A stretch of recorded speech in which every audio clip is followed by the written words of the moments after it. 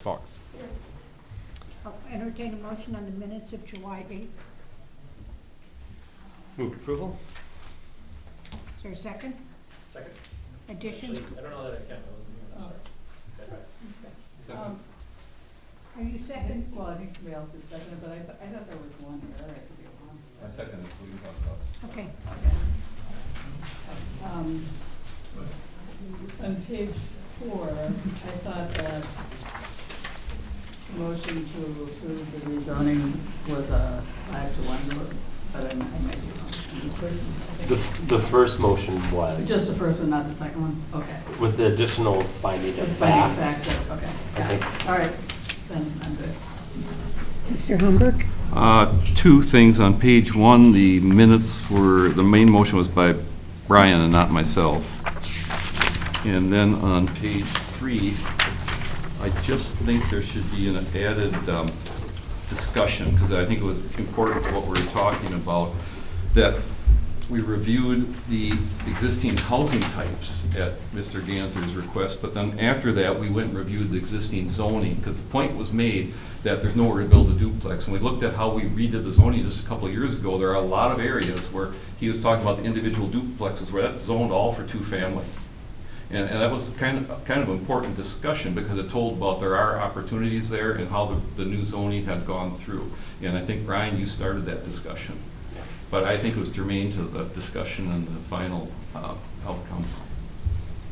So we did have, I know you weren't here, but we had up the existing housing types on the map, and then we looked at The the two existing maps. zoning types and how they overlapped and where all these individual duplexes were and how they were actually in a proper zoning district. Great. Any other modifications, additions, corrections? If not, all those in favor? Aye. Opposed? Minutes are approved. We'll move to to new business. Item 6A, public hearing on sign permit request by American Motor for one new landscape sign, one new directional sign, and one new marquee sign at 101 West Broadway, case number S-026-2019. Is there someone here? Please come up to give us your name and tell us what you'd like. Good evening. My name is Bill Rupp, La Crosse Sign Group. So what we're looking for is the approval to change the sign faces for the ground monument sign and the ground directional sign, and also the wall sign. Is what we're looking for approval. There was a standard, brand standard change for American at this location, and so they've been asked to update all American Inns with the new standard. So the signs on the ground will remain as is. We're just replacing the faces for those two signs and just redoing the wall sign. Okay. Is there anyone else who wishes to speak on this item? If not, I'll declare the public hearing closed and we'll move to item B, consideration of action on sign permit request by American Inn Motor for one new landscape sign, one new directional sign, one new marquee sign at 101 West Broadway, case number S-026-2019. Staff comments? Sure. Thank you. The signage application, as the applicant said, it's refacing the marquee sign above the awning, the entrance to the hotel is smaller, despite the addition of more text as well. The other two are refacing. I did go out and take a look at these in terms of their location and took some measurements and just checked the vision triangle as well. Despite, I think, as noted in the staff report, potential challenges there with the dimensions, the fact that it is a refacing, these have existed since the early 2000s, with nothing was in the file in terms of issues, and I confirm those as well. I think it's worth pointing out the entrance into the property off of Broadway, which is where the directional sign is. That's, it's a pretty unique entrance, and I confirm that with the Director of Public Works as well, and that's really why the sign is a little larger than maybe an internal circulation sign would be. But aside from that, to me, it's fairly straightforward, refacing. Questions, comments? Mr. Humber? Couple comments. I think this is easy because you hit on that. They're just refacing existing signs. I think we should have, well, two things. I wouldn't call it a marquee sign. It's not really a marquee sign. A marquee sign is when the sign itself projects from the building. The drive-through canopy was an approved portion of the building, so it is a building sign because it's on the end of a building. So I think just for clarity, we should make sure we call it a wall sign. And then as far as the directional sign, that's the one that really doesn't hit our standards. And I think if we could have a record somehow why we did it back then, and why we did it was when they built that building, we required them to save all the oak trees they could, and that included building those retaining walls right almost tight up against the driveway. And in doing that and keeping that grade up to give the oak trees the best chance they had of survival, it left nowhere for this directional sign other than being hid behind that wall. So because of that, we allowed it to be up onto that elevated area, which we normally don't do, and it's a little taller, and the reason for that was because of the people coming off the Beltline. This is the only major entrance to that property. And we had done that right across the street for Country Inns and Suites. We allowed them a sign off property, right by that intersection. So to try to keep it fair, that's why we had done all that 19 years ago, and I think there should be some reflection of that in these minutes. So in 19 years, when somebody figures out what we're doing, they would understand that. But it was directly from our conditional use permit that required them to save all those oak trees and maximize the root zones that they could leave. Thank you for that clarification. Additional comments? I have a question, and it's more in staff notes, just so I understand it. The exceeding the size for the logo of 1 square feet, I'm curious of what was interpreted as the logo piece of the sign. For the logo, it was really the American by Wyndham, the text itself, the white lettering on that sign. I didn't take full measurements just simply because it was clearly above the 1 square foot, but I think the intent was there for the sign, and it's the same design as what was previously approved as well. And some of this is for consistency, to make sure that we're on the same page in interpreting Sure. most confusing thing, sign code. And I had always taken letters as not part of the logo. Yes. It's clearly logo because this is only a directional sign which can have enter on it, right? And we're allowing American Inn by Wyndham, and the reason we're doing that is for identification because it's the only sign right there. That was an exception to our ordinance that we granted with the last sign that's being refaced. So normally we were going to put all that on there. But we also felt that there's a lot of people coming from out of town that don't know where they're going, and you need some clear identification to find it sometimes, especially now that that building's been built in front of it. So I wonder if there's a way to put Yep. that description in there as well. Somebody that's good at minutes could do it. Yeah. Great job. Additional questions, comments, motions? Sure, I'll move approval, and first finding of fact will describe the reason that we made them build those walls to minimize disruption to the oaks, which is why it's perched on top of there. And the second finding of fact was because of the out-of-town traffic, the sign across the road for Country Inn and Suites, and the need to get people off of Broadway as quickly as possible without a safety concern. We allowed the name to be on that entrance sign. So I think it's more of a name than a logo. The logo would be the stars. Yeah. Okay, and then the recommendation as written, change it to a wall sign versus a marquee sign. Condition 1 is written by staff, and condition 2 are our typical glare condition. Is there a second? Second. Additional questions, comments?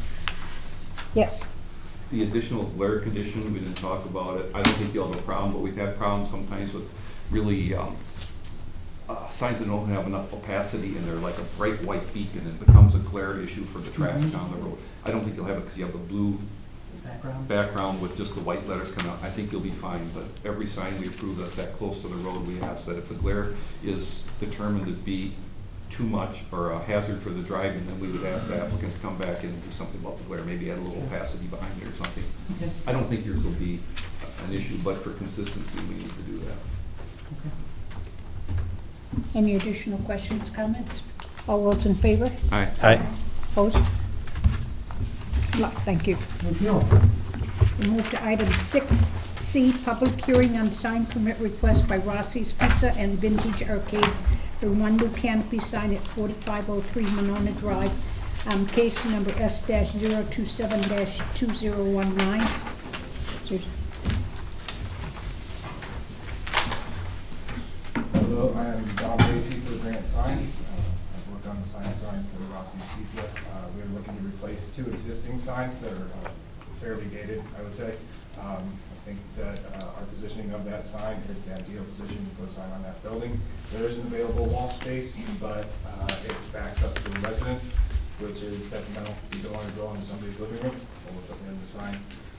It is located on the front of the canopy. We do understand the canopy sign limitations. There is a danger for a canopy sign in that location. It's a narrow drive, and signs that have been on that canopy have been struck in the past by FedEx and other delivery trucks. Is there anyone else who wishes to speak on this item? If not, I'll declare the public hearing closed and we'll move to item D, consideration of action on sign permit request by Rossi's Pizza and Vintage Arcade for one new canopy sign at 4503 Monona Drive, case number 1, case number S-027-2019. Staff comments and Thank you. Yes, so as the applicant mentioned, it is a consolidation of two signs into one for both the pizza and the arcade, for this to be located centrally beneath the pizza store, which my understanding is where they look to direct the foot traffic now. So it is really underneath the main entrance. It is the replacement of two dated signs. You have some additional information in your packets with some more history. The store originally moved from Frostwoods over to Monona Drive, and the Rossi's sign was approved administratively. You'll also see the approvals for the arcade sign. They were deemed wall awning signs, I think was the language. So it is outside of the new code in terms of the canopy sign regulations. It goes above the canopy itself, extends above. But it is consolidating the square footage. The type is the correct size, correct font size, and such. Okay. Thank you. Questions, comments?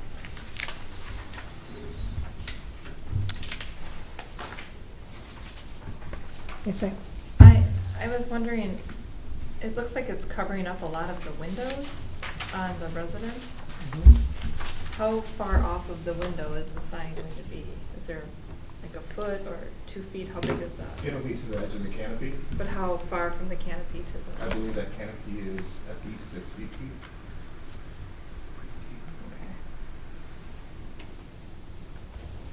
I had the same concern. And I did stop by the site to take a look at the existing sign, and I see a majority of the text is covered just on the face of that canopy with the logo projecting above. And I do believe that we're exceeding the square footage that our ordinance allows. I understand that we're consolidating two signs into one, but I'm curious why there's such an increase in size overall at that one location, at the consolidated location.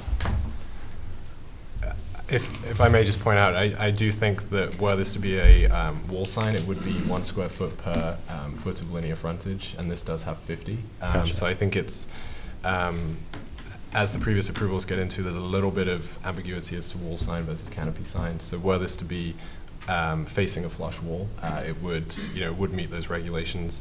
I also should have pointed out previously that there are 2 more signs at the 2 more stores at the center as well, both of which have signs that sort of protrude above the canopy. A little different design, but still a similar style as well. Well, I had the same concern about the window, but I drove by and looked at it. One of the existing signs also comes up in front of a window, and there is a number of feet, there are a number of feet between the building and the sign back.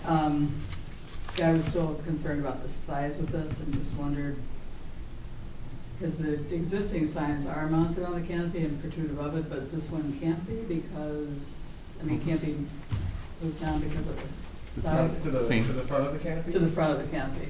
So that goes to the danger with the delivery trucks Okay, driving through got that it, narrow okay. area. Okay, so you're saying. You look perplexed, Mr. Hubbard. I just became perplexed. You are still mounting this to the front of the canopy, it's just extending up instead of down. Our intent is to mount it to the top of the canopy. Yeah, but even with the front. Yes, it'll be Okay, up to the front. all right, that's what perplexed me when you said it wasn't. Well, Agreed. It's on top of the canopy though, right? Yeah, It's not- but right, even with the front Oh, face, correct. not Right, back. right, no, right. Okay. And looking at the profile, it does look like it projects off the front of that canopy about 3 inches. Is that correct? Yeah, that would be the character, the very steep now. Gotcha.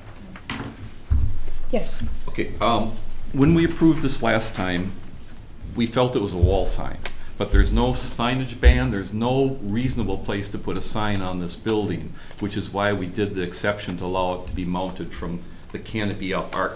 We didn't even have a canopy sign back when this was done, and our canopy code's new, and that's really set up more for these little awnings and things to come out to put a nice name on it, and that's why it exceeds that size. But if we look at it, I think we have to look at it like it's a wall sign, and we're allowing it to be mounted in that location because there is nowhere else to mount the sign. At least that's why we did it last time. And I think we have to be comfortable that we are approving a wall sign. And when you look at it, look what the store had before, what Rossi's had, it's probably appropriate to the size of the space, especially now that they're consolidating down to one. But the exception we're granting is it's not on the building. There is no good place to put it on the building. I agree with the applicant. If we put it back up against those windows, it would look kind of silly. It wouldn't look appropriate. And the other two businesses have their signs right out to the front edge of that canopy. Do we know who the building owner is? Has the building owner approved this? I mean, again, I just start to think about obstructing those windows, and I don't see any. Yeah, well, it's Yes, there's, that was one of the pieces of the packet is sort of a duplicate of the graphics. There's a page that says landlord approval, and has the signature there as well. Yeah. Oh, that's yes. So as a point of clarification, above this canopy, if the building owner so chose, and they wanted to box that in with a wall to, let's say, make it private patio space, convert those windows into doors, people can hang out on there, and then they'd be mounting it to that, it would be a wall sign. And like the modification of that space, I think, helps reinforce the interpretation of the wall sign versus the canopy sign, is how I was interpreting it as well.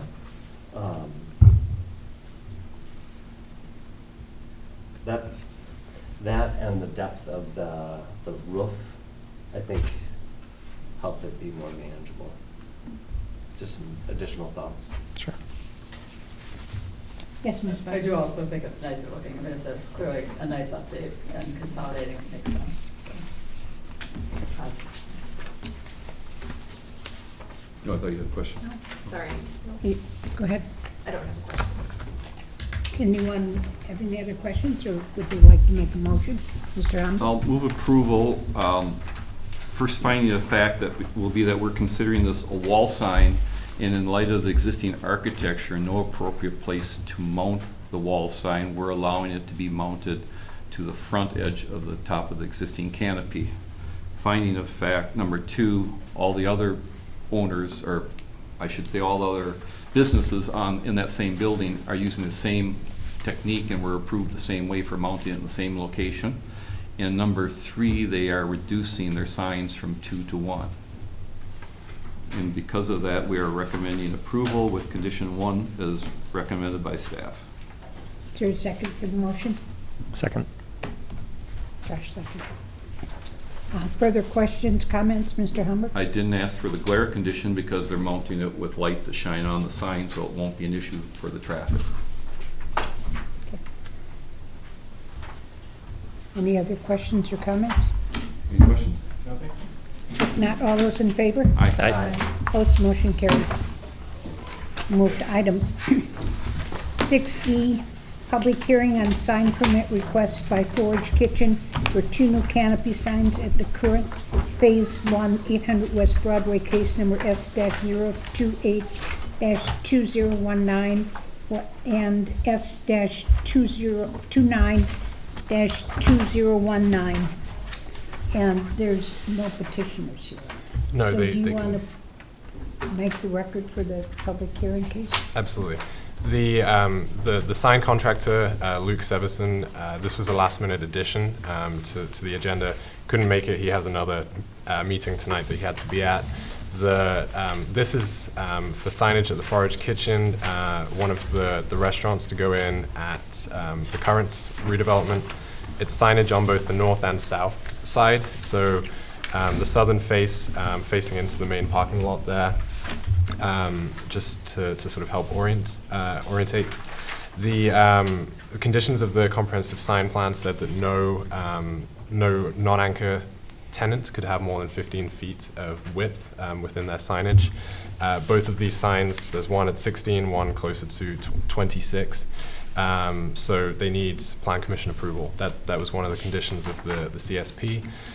In speaking with the applicant as well as with his clients, he said that this is really the branding that is continued throughout for Forage.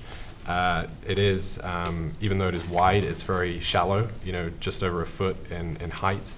And so this is in keeping. Were they to change the spacing or anything like that, were it to be pulled closer in, it would alter the branding that they have. Is there anyone else who wishes to speak on this item? If not, I'll declare the public hearing closed, and we'll move to item F, consideration of action on sign permit request by Forage Kitchen for 2 new canopy signs at the current Phase 1 800 West Broadway, case number 2-028-2019 and S-029-2019. Staff comments, please. Yes, the signage, as mentioned, is very small in height. It is wide, but it's pretty sleek in its design. And I think given the spacing between them as well, I don't personally see this as something that is sort of overreaching or overstepping in terms of that. So I would suggest approval subject to Plan Commission. Questions, comments? Mr. Humphrey? I think it looks great. We have a signage plan, so things go in. If they have a sign, they can automatically put it up without coming to Plan Commission. If it's something that's a little unique, we said, well, we want to see it. In this case, I think it's very understated. What is it, 30 square feet total, the long one? So it's not a large sign. It just hits their type of logo, and I think it looks really nice on that. And I think, quite honestly, they've done a terrific job at signing that entire building. It's very understated and well done. And I think this one just adds to it. It's just that it's outside that parameter where we said you can have an automatic approval. Mr. Humquist? I want to add in a comment from last week's meeting that connects to this, and that has to do with the comprehensive sign package when it's put on a building. What is unique about what was put in here is one of the conditions. It wasn't about color of logo. It wasn't about these items. It was explicitly regarding the non-individual, non-anchor tenant.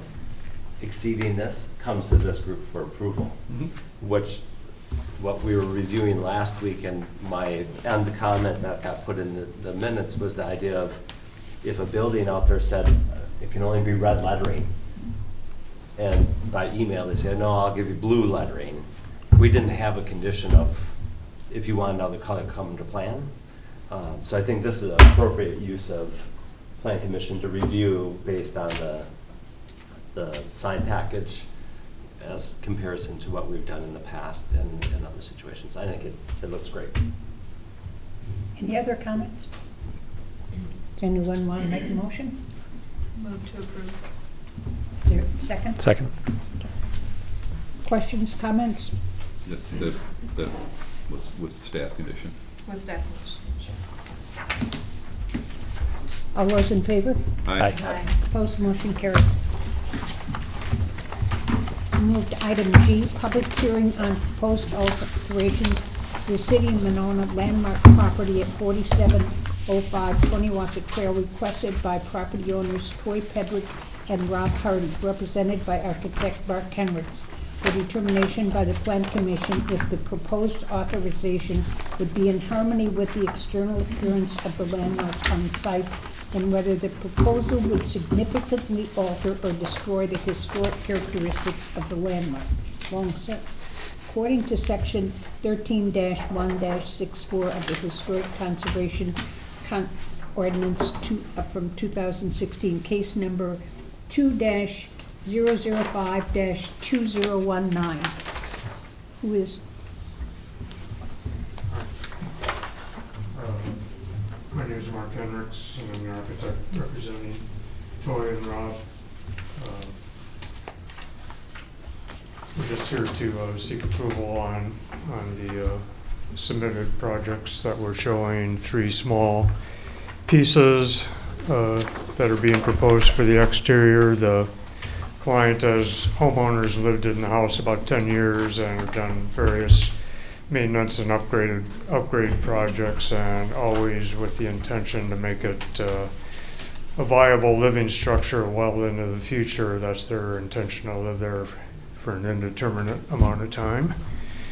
And so the 3 projects are the small reworking at the entry, some new stairs and protection at the front door. 3-season porch that's already there and in pretty bad state of affairs, so basically replacing that in roughly the same footprint. And then thirdly, more or less putting in an open porch that was, according to the landmarks book from the city, was there originally across the entire back of the house, and they're just now putting that in place again, essentially. And so I guess take questions. we'll finish this and then we'll go on. So is there anyone else who wishes to speak or who filled out a form? Just all came to listen? You can.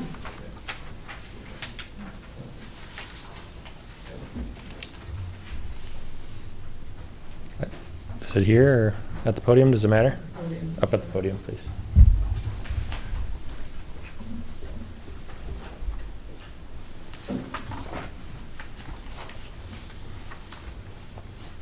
I just wanted to We register. need, could we have your name and address, Oh, please? I'm Tom McNeil. I'm at 4704 Tony Watha Trail. And just wanted to register in support of the project that they're proposing. Thank you. Is there anyone else who wishes to speak or register? If not, we'll declare the public hearing closed, and we will move to action on proposed alterations to the City of Monona landmark property at 4705 Tony Watha Trail, case number 2-005-2019. Staff comments. Thanks. I went into the detail here. This is the same property that came forward in March of this year for the garage addition, with some of the nuances here of the Historic Preservation Ordinance. This did go before the Landmarks Commission on July 10th. City Administrator Gatto chaired the meeting, and this was recommended to the Plan Commission. The recommendation was made to the Plan Commission 4 votes to 1. There was discussion about the structure, about the additions, the materials. Consensus was really found, but the one point to raise was the south elevation on the entryway porch, I believe. They can't hear. I'm sorry. The main point of contention that was raised at the Landmarks Commission was the entryway, the small porch. Sort of the roof line there, and it's almost described, the triangular piece at the top of the roof line that you can see in the plans. That was the main point that was discussed, but ultimately 4 to 1 it was voted to recommend. Just also to point out, you were saying it's 4 to 1, the Landmarks Commission recommended approval. And then the small sheet here that you have that just outlines the additions. 2 of them really, it's simply replacing what was there and it is in poor condition. And then the other is the porch addition, which, as was mentioned in the city text, the historic text, discusses that was existing in place.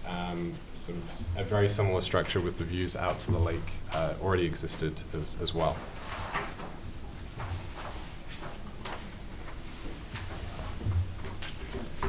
questions, comments?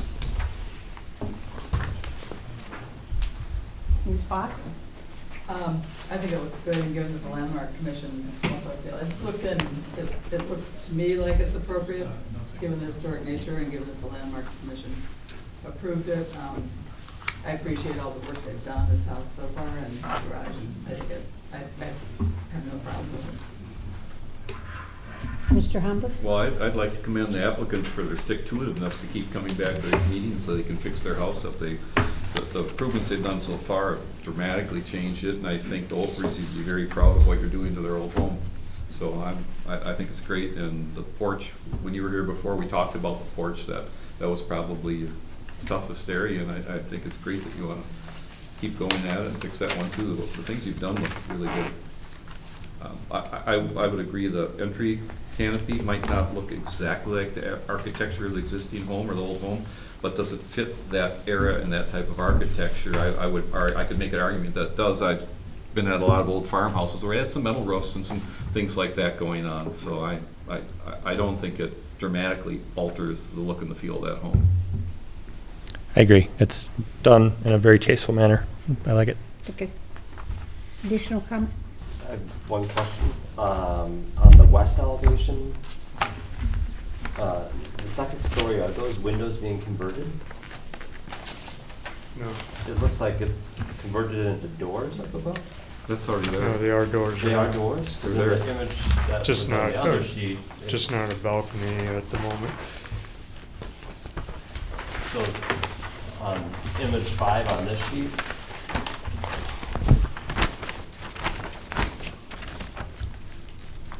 those are doors on image 5 that didn't have, led to nothing? There are actual doors, French Look at doors. Image 5, you can see it. They're there. You go there, the doors are there right now. The balcony's not, but the doors are. Yeah. So when did those doors? I think our last approval, when they redid the main siding and the windows on the main part of the house. I'm surprised we approved doors with no Oh, it wasn't part of that one. structure I to step out on. I don't mean to speak for them, but generally if you do that, you have to have the doors fastened shut somehow so they can't be opened. And usually before you get occupancy from the building inspector, that's something the building inspector would look at. It makes a heck of a lot more sense now, because when I was looking at it, I thought they were windows and being converted, and They're fake doors. they clearly are doors that hopefully have been shut for a little while. Other than that, I think it's a great project. I've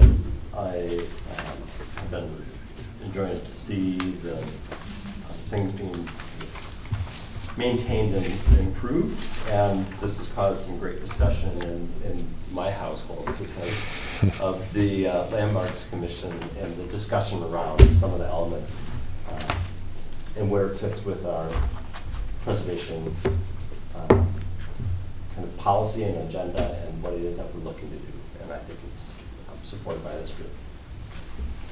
Any additional comments? Mr. Humber? Question for staff on the second finding of fact. Does it need to, by statute, say it won't detrimentally change, destroy, or adversely affect any architectural feature? I'd like to soften that if we could say substantially change the architecture of the landmark. Because what we're looking at is, does this substantially change the architecture of the landmark? It clearly changes a architectural feature. And I think our charge is to make sure it stays within the integrity of the architecture of the landmark, correct? Sure. I lifted the findings of fact from the previous approvals. Understood, but just to be Sure. technically correct, I think. Especially with our new ordinance, it'd be helpful to Yeah. make sure it matches the language, because I Yeah. think that was some of our Consternation. good discussion at my house, so, yeah. Where's that threshold? Exactly. Additional observations, questions, comments, motions? Move approval as recommended by staff, finding of fact 1 is written by staff, finding of fact 2, that the proposed work will not substantially change, destroy, or adversely affect the architecture of the landmark. and then the determination is written. Is there a second? Second. Further comments, questions? All those in favor? Aye. Opposed? Thank you. Thanks for improving the number. We'll move to item 7, reports of staff and commission members. Nothing further to add right now. The agendas, we don't have anything standing right now for either August meetings. There may be some signage, but nothing else at this time. Okay, Mr. Hunter. Would they not be submitted by today to have a meeting in 2 weeks? That is fair. Signage has been a little closer than that. We've tried not to hold them up so much, but technically, yes. Any of the commissioners have questions about? It's an item that keeps popping up around town, and I think we've talked about it here before, and I'm just not sure where we want to go with it. It has to do with the continuing pop-up of flag signs. The current has them now. They're a very easily ordered item for groundbreaking and now open and lots of things. And I'm concerned that if we aren't addressing something that we've recently talked about, but we're going down a path that. Do we have a standard Yeah, they're illegal. know that? Do we have a standard letter that we send to people saying that this is illegal and you have to, we're talking about illegal signs. So do we send something out? Do you want us to tell you to send them out? How do you want to handle that? We do have a letter. The code enforcement officer is the one that handles these. I will report anything that I see to him, and he and I have been working closely with the new code to make sure that new items are addressed, especially stake signs and flag signs.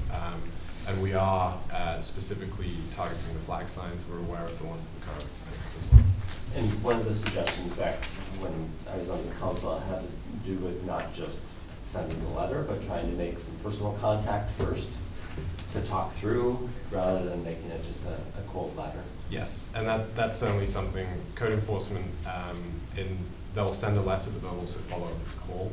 And I've made myself available to speak with business owners in particular for any, there's quite a few, especially with temporary signage, things that can be done. So Awesome. Is Thank this you. something that a broader type of an effort with like something in the Herald Independent or in our city newsletter or something like that, just so people know that it's out there, and that would avoid you having to send a letter?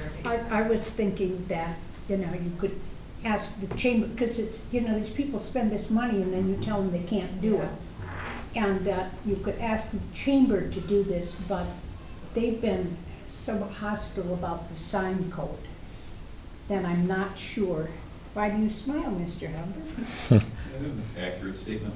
Yeah, and so, we could say something to them, but I'm not sure it would be well received, and I'm not sure, although maybe you could talk to the administrator when he talks to Christie, because it's so unfortunate when they spend the money for those signs and they can't use them.